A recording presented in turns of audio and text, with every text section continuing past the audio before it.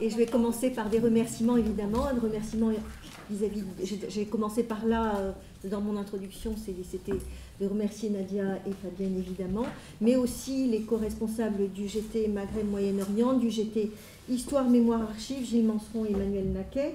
Et également, je remercie Martine. En plus, je te connais particulièrement bien puisque tu es de ma section, donc on se connaît depuis longtemps. Nicole Savy, René Monza, co-responsable du GT Extrême Droite, et puis tous ceux qui sont intervenus, notamment Fabienne, qui est peut-être encore là. Non, Fabienne Alaoui, elle est partie. Ah voilà, elle est là.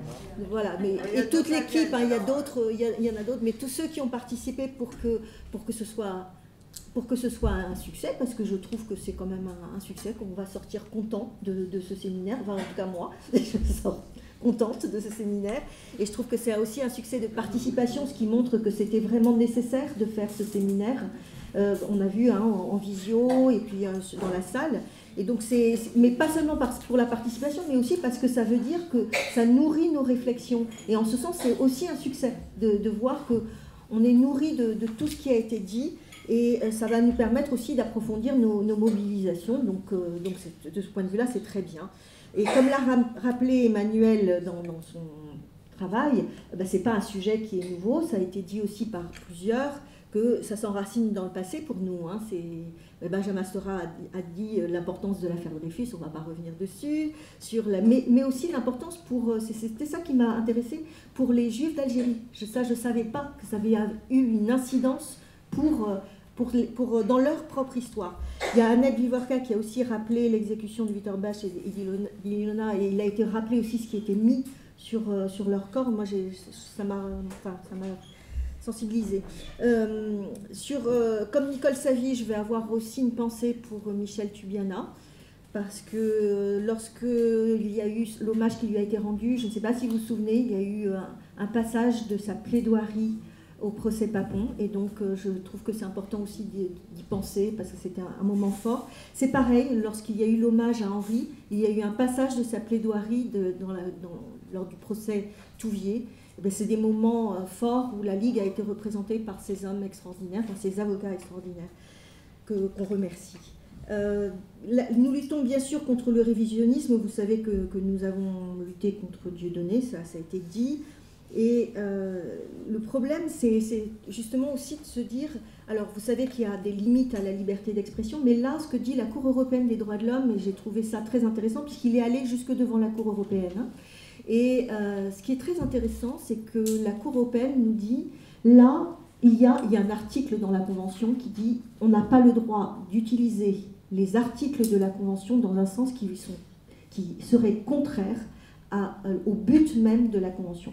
Et c'est l'abus, en fait, hein, l'abus de droit, en l'occurrence la liberté d'expression qui est protégée par l'article 10 de la Convention. Et bien là, ce que la Cour européenne a dit, il n'est même pas protégé par l'article 10 parce qu'il a abusé de son droit au regard de ce qu'il dit, parce que le négationnisme, ça va à l'encontre même des valeurs de la Convention, de ce pourquoi les États se sont engagés sur la Convention. Donc je trouve que c'est extrêmement important pour nous aussi hein, de réfléchir comme ça, qu'il y a quand on va jusque-là, de nier ce qui s'est passé, justement nier les chambres à gaz, etc., le négationnisme, c'est même pas du tout de la liberté d'expression, on n'est même pas dans ce cadre-là. Je trouve que c'est important de le comprendre, alors qu'il y a d'autres choses où on va être dans la liberté d'expression. Et ce qui ne veut pas dire qu'il n'y a pas de limite, on est bien d'accord. Et encore plus près pour ce qui est de la LDH, parce que ça n'a pas été évoqué, mais je voudrais quand même la saluer, c'est le travail qui est un séminaire qui a été fait à propos autour du livre de Nicole Savy paru en 2010, Les Juifs des Romantiques, et bon, elle est partie, mais voilà, je voulais quand même saluer. Alors, il a été rappelé que l'antisémitisme était une constante, qui est structurée autour de thèmes permanents, on l'a vu à travers les questionnaires, hein, la soif de domination, le complot, le lien à l'argent, la corruption des sociétés qui l'accueillent. Bon, après, nos analyses, elles ne sont pas toujours retenues en justice, c'est ce qui a été dit à propos de la fresque. Et la fresque, c'est bien à propos de l'intentionnalité, hein, que ça n'a pas été retenu, parce qu'on a dit qu'il n'avait pas cette intention-là.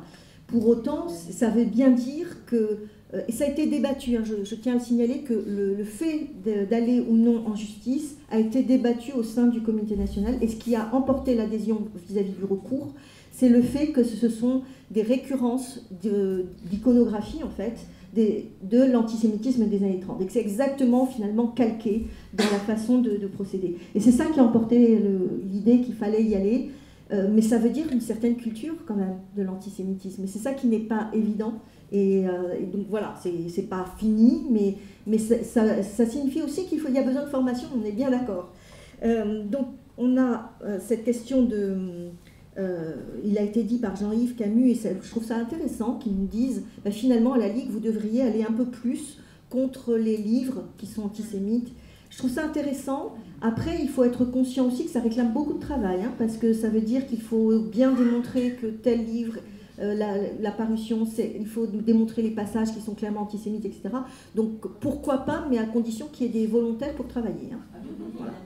Par contre, sur Rivarol, attention, parce que le problème, c'est quand même, au-delà de la liberté d'expression, c'est la liberté de la presse.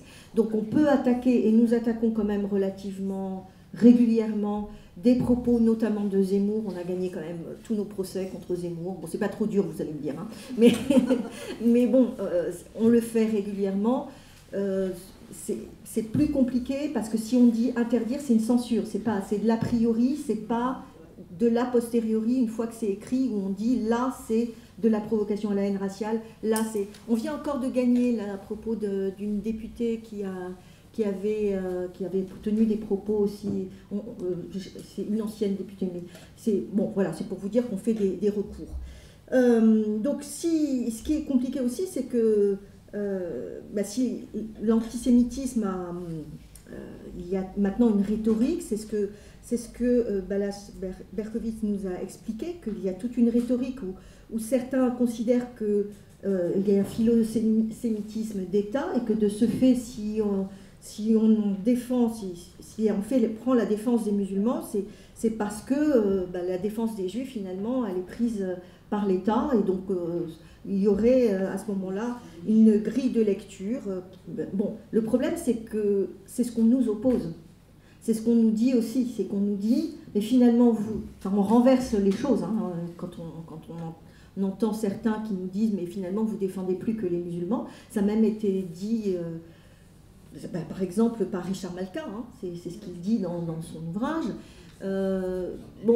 La question de vous ne défendez plus que... Alors ça signifie quoi? Ça signifie qu'en fait on pense camp contre camp. C'est là le problème. C'est qu'on n'est plus dans l'universalité des droits, on n'est plus dans l'idée que la lutte contre le racisme, contre l'antisémitisme, ça ne se divise pas. Que s'il y a un antisémitisme, on l'a dit, hein, mais où il y a quelque chose de spécifique du point de vue de l'histoire, mais pour autant ça ne se divise pas, et qu'on ne peut pas enfermer dans l'idée qu'on va défendre une communauté par rapport à une autre. Mais on voit bien que c'est renversé tout ça, hein, qu'il y a... et moi je vais reprendre ce qu'a dit Joël Bordet, parce que j'ai trouvé ça très beau, que si on... Ce qui est risqué quand on prend ce type de propos, c'est le risque de refermer, c'est ce que tu as dit je crois, hein, j'ai noté, de risque de refermeture communautaire et d'ethnicisation du lien social. Je ne sais pas si j'ai bien... C'est bien ça. Mais en tout cas, j'ai trouvé ça extrêmement important de se le redire, que non, on ne peut pas diviser, et qu'on ne peut pas regarder seulement... vous avez défendu là des musulmans, et donc ça veut dire que vous ne défendez pas les juifs. Non, en fait, c'est pas que ça marche, ça fonctionne pas comme ça. Et je sais que j'avais été attaquée quand j'étais sur le stand de Solidays. Vous savez, j'étais le stand de la Ligue, hein, je tenais le stand mais à Solidays. Et il y a quelqu'un de la LICRA qui était venu spécialement pour attaquer et pour dire vous défendez plus que les musulmans. Et j'ai dit, le problème, c'est que chaque communauté, à ce moment-là, va regarder par son prisme, et je dirais, alors, on défend peut-être pas assez les Asiatiques. Hein, voilà. Il a été très étonné de ma réponse, et puis après, j'ai développé, évidemment, mais c'était un peu pour casser son discours, de dire, mais si on regarde qu'avec ces yeux-là, en fait, on n'arrive pas à voir le fait qu'il faut lutter par essence contre le racisme, contre l'antisémitisme, parce qu'en fait, c'est contre l'humain, en réalité. Et donc, le problème, c'est qu'il y a cette question de permanence de l'antisémitisme, mais qui est en mutation. C'est ça qui fait que, on a vu hein, tout le long des 2 jours, et même dans les questionnaires quand il faut remplir, ben moi, par exemple, sur les Juifs sont plus intelligents, je me suis marqué, c'est la seule fois où je n'ai pas dit que c'était directement de l'antisémitisme, je me suis marqué, c'est de l'essentialisation. Et en ce sens, c'est un problème. Pour autant, est-ce que c'est de l'antisémitisme? Voilà, c'était ma question. Donc vous voyez, c'est la seule fois où je me suis posé. C'est pas si simple en fait. Et il y a aussi cette question de permanence de l'antisémitisme, mais en mutation, et qui complique évidemment la donne hein, pour tous ceux qui combattent le phénomène. Donc on a besoin de revenir sans cesse sur ces questions-là, encore et encore, sur la nature de l'antisémitisme, ses enjeux, le besoin de l'affronter aussi pour ce qu'il est, et en veillant, je le redis parce que je trouve ça vraiment important, comme l'a dit Fabienne d'ailleurs en introduction, qu'il ne faut pas l'isoler des autres combats essentiels aux droits de l'homme, contre le racisme et contre la xénophobie également. Et donc nous avons bien besoin aujourd'hui, comme hier, de penser l'antisémitisme, de l'inscrire, et ça c'est Joël aussi qui nous a dit qu'il fallait l'inscrire dans l'histoire et dans la géographie, et je dirais dans la géopolitique même, au-delà de la géographie, donc dans le contexte politique, d'ajuster les termes du rassemblement nécessaire contre l'antisémitisme, le racisme et la xénophobie. Là je salue ceux qui venaient de d'autres associations et qui étaient présents. Et puis, donc on a besoin de se rassembler. Et finalement, loin d'avoir disparu, l'antisémitisme a longtemps été tenu aux marges du débat public et de la sphère politique par un consensus européen de nature politico-morale, ça a été rappelé. Et certains ont pu penser que ça suffirait à désarmer politiquement, mais on sait que maintenant, on se trompait. En tout cas, on le voit aujourd'hui qu'il y a vraiment une résurgence.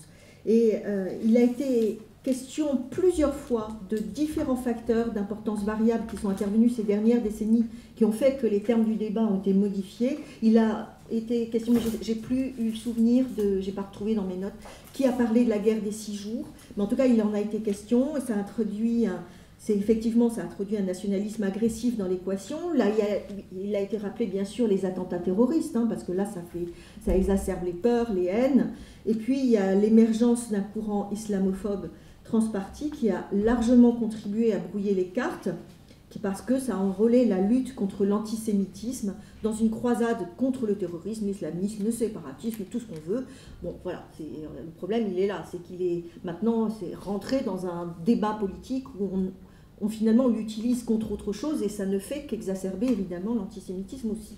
Donc dans ce contexte, le soupçon d'antisémitisme a fleuri, y compris donc contre la LDH. Je rappelle que même Elisabeth Borne nous avait dit qu'on était maintenant on avait changé, on n'était plus trop affaire Dreyfus, hein, qu'on était plus, enfin c'est complètement affolant d'entendre ça. Et donc on voit bien que c'est une méthode de délégitimation. En l'occurrence, en ce qui nous concernait, c'était tout à fait le cas, c'était de la délégitimation. Et comme c'est devenu l'expression d'une réelle... au lieu de se dire que finalement, il y a l'expression d'une réelle préoccupation de défense des Juifs, de la République ou de ses valeurs, et c'est perpétuellement mis en avant comme un substitut flou au droit et à l'égalité.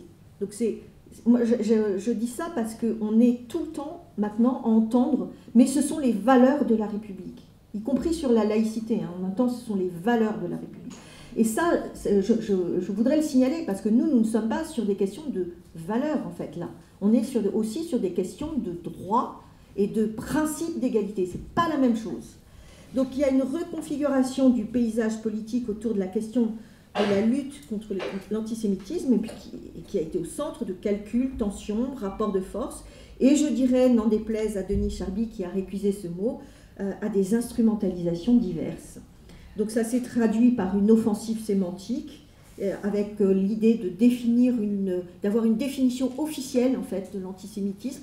Je le dis d'autant plus qu'aujourd'hui, on a une proposition de loi qui veut assimiler antisionisme et antisémitisme. Donc on est bien sur la volonté d'avoir une définition officielle de ce qui est antisionisme, etc.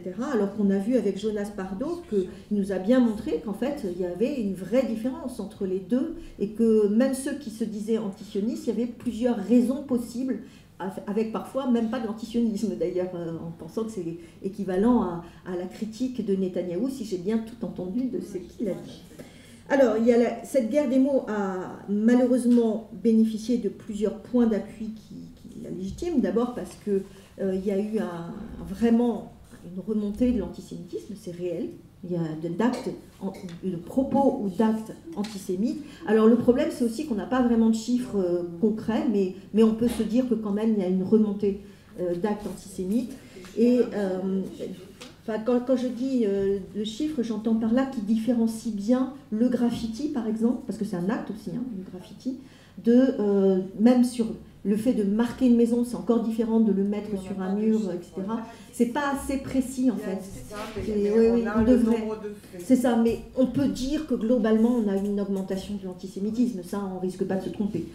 Et ça amalgame évidemment tous les stéréotypes qui viennent du vieil antisémitisme, qui sont venus du fond de l'histoire, et puis ça s'enrichit de nouvelles formes, et notamment sous couvert de solidarité avec le peuple palestinien, mais on aboutit quand même à une réification du juif éternel. Et puis d'ailleurs, on a entendu dans les exposés qu'on utilise parfois les mêmes arguments des textes religieux. Il a été question par Jean-Yves Camus, par exemple, ça a été écrit dans le Talmud, enfin voilà, on utilise... Et finalement, c'est la même chose que ce qui se passe aussi pour les musulmans, où on dit c'est écrit dans le Coran. Enfin, il y a vraiment une rhétorique qui se passe là, sur le livre sacré, et puis il y a toute une série de revendications qui aboutissent toutes à la disparition d'Israël en tant qu'État, donc voilà, il y a toute une modification, là, un brouillage, et bien sûr les attentats du 7 octobre et des horreurs de ce qui s'est passé, la prise d'otages israéliens par le Hamas, ça a aussi exacerbé les tensions, tout a été dit, je vais pas insister, mais du coup la logique de camp n'a fait que se durcir. Et c'est pour ça que la tenue de ce séminaire est particulièrement bienvenue. Et nous en avions vraiment besoin. Et je pense que, de toute façon, enfin, mon sentiment, c'est que nous avons aussi besoin de continuer ce travail. Que ce n'est pas fini. Et qu'il va peut-être falloir refaire un nouveau séminaire. Je suis désolée, Fabienne, Nadia et tous ceux qui ont participé, mais il va peut-être falloir en continuer. Alors, je vais reprendre un peu ce qu'on peut... Peut-être ce sur quoi il va falloir s'appuyer, sur le fait que l'antisémitisme est bien un racisme, en ce sens qu'il hiérarchise les individus entre eux à partir d'une race, le terme ici étant à prendre dans sa dimension pleine, pas seulement biologique ou génétique, mais de culture, au-delà donc de cette dimension. Mais c'est un racisme singulier, de par sa longue et tragique histoire en Europe et surtout par sa structure, parce que il y a toute cette idée de complot juif, pour la domination du monde, de maîtrise de l'argent qui passe par une infiltration sournoise. Tout ça, c'est quand même particulier. Et puis, il y a cette matrice donc, meurtrière qui est à la fois stable, c'est ce qui nous a été dit, hein, ça traverse l'histoire, et puis à la fois très fluide, parce que ça se greffe sur des colères sociales, sur des paniques morales, et puis on l'a vu hein, dans les questionnaires, ça peut se greffer sur des manifestations anti-vax. Enfin, moi, au début, je n'avais pas compris ce que ça voulait dire qui. Dans les affiches, je ne voyais pas, il fallait qu'on me dise, mais en fait, c'est la vieille rhétorique, mais qui ressort à travers ça. Donc ça veut dire qu'il faut avoir de la vigilance, de la lucidité face à ces métamorphoses, mais en réalité, c'est le vieil antisémitisme. Il faut vraiment être très très vigilant, avec constance et sans compromis. Et la lutte contre l'antisémitisme en France a un lien profond, et ça c'est Sylvie Engelbert qui nous l'a rappelé, c'est le lien avec la révolution de 1789, avec l'identité nationale et l'émergence de la République. Évidemment, il y a aussi toute l'importance de l'affaire Dreyfus. Tout ça, ça a été bien rappelé. Le lien particulier des Juifs de France avec l'État d'Israël qui a été forgé dans les traumas de l'histoire moderne intervient aussi comme un facteur de complexité dans le débat public, parce qu'il y a tous les débats sur la double allégeance, sur les inhumations hors de France, etc., qui nourrissent, tous ces débats nourrissent aussi en creux l'antisémitisme. Il y a tout le récit fantasmé d'une nation française blanche et homogène qui ressurgit. Donc c'est pas simple, toute cette question de l'identité française. Et donc, en fait, ce qu'il faut, c'est le rapport démocratique d'une nation à ses composantes minoritaires. C'est sur ça qu'il faut travailler, et c'est l'idée que c'est en combattant l'antisémitisme qu'on va défendre une conception républicaine, démocratique et inclusive de la nation, bien au-delà des seuls juifs d'ailleurs.